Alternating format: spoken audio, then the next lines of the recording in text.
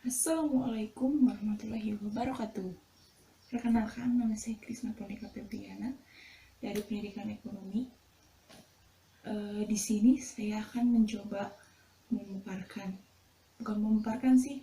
kayak memberikan edukasi bagaimana menjadi seorang wirausaha itu dan bagaimana modal menjadi pebisnis.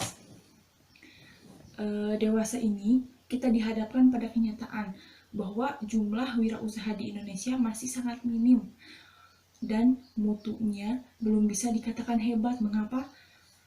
Karena paradigma yang terbangun di kalangan pemuda dan pemudi saat ini yaitu keinginan mendapatkan uang dalam jangka waktu yang relatif cepat disertai dengan nilai yang tinggi, sehingga mereka berusaha mencari pekerjaan yang diinginkan tanpa mengindahkan dan mau menggali sisi positif dari diri mereka dalam menciptakan suatu usaha baru yang memang selain dapat bermanfaat bagi diri sendiri namun mempunyai value added bagi orang lain.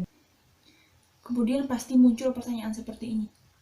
Lalu apa modal utama menjadi seorang pengusaha pemula dan bagaimana memulai usaha ini? Ini pertanyaan yang paling sulit.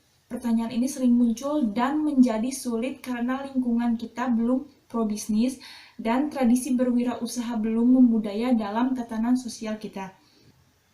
Sejauh ini masih banyak masyarakat kita yang masih salah paham soal kewirausahaan. Umumnya masyarakat masih berpandangan bahwa kewirausahaan atau bisnis selain berkaitan dengan ketersediaan sarana fisik dan modal material finansial saja, akibatnya ketika seorang tak punya modal kerja uang yang memadai, meskipun telah punya keahlian khusus, orang tersebut kecut hatinya dan segera menganulir mimpi besarnya untuk menjadi pengusaha. Ini merupakan kesalahan pertama dalam memahami bisnis ya. Kemudian ini yang menjadi kuncinya, yaitu modal terbesar seorang pengusaha adalah dirinya sendiri. Bisnis Anda dimulai dengan Anda. Bisnis adalah alat tukar nilai tambah. Adapun bisa menjadi nilai tambah bahkan sampah sekalipun di tangan seorang pemuda bermental wirausaha bisa diubah jadi nilai tambah atau uang dan emas. Dengan demikian, langkah pertama menjadi pengusaha adalah mengenali diri sendiri dengan baik. Temukan nilai tambah dalam dirimu dari sisi keilmuan atau keahlian atau karakter, kesempatan waktu lalu. Lihat dan amati apa problem kehidupan yang muncul di sekitar Anda. Tugas utama Anda untuk mengatasi masalah tersebut.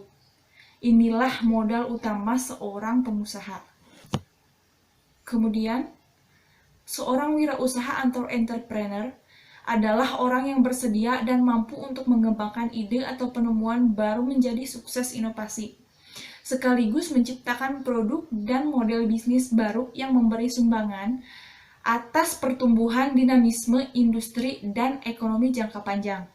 Selanjutnya, entrepreneur itu memiliki jiwa yang pertama, penuh percaya diri. Di dalam kepercayaan diri tersebut ada poin-poin penting, diantaranya penuh keyakinan, optimis, berkomitmen, disiplin, dan bertanggung jawab. Kemudian poin kedua, memiliki motif berprestasi. Di dalamnya yaitu orientasi futuristik. Ketiga, memiliki inisiatif, yaitu aktif dan cekatan dalam bertindak. Kemudian, yang keempat, entrepreneur harus memiliki jiwa kepemimpinan tentunya. Yang pertama, di dalam jiwa kepemimpinan tersebut, berani tampil beda.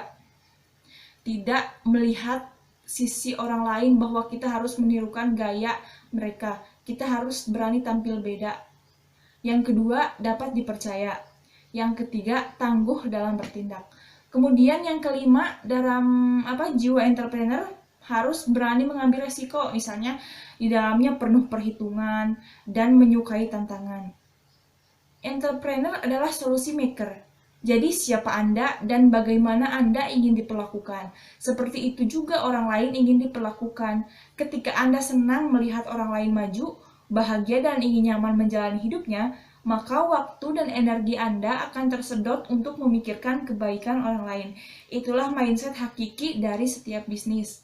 Pada saat berinteraksi dengan konsumen atau calon pelanggan, Yang pertama dilihat adalah diri Anda, bukan produk Anda. Bila pribadi Anda sangat mengesankan konsumen, barulah orang tersebut masuk kepada tahap berikutnya, yaitu menanyakan jasa produk yang Anda miliki. Ini sangat penting diketahui oleh para pewirausaha, karena hari ini kita berada di era teknologi.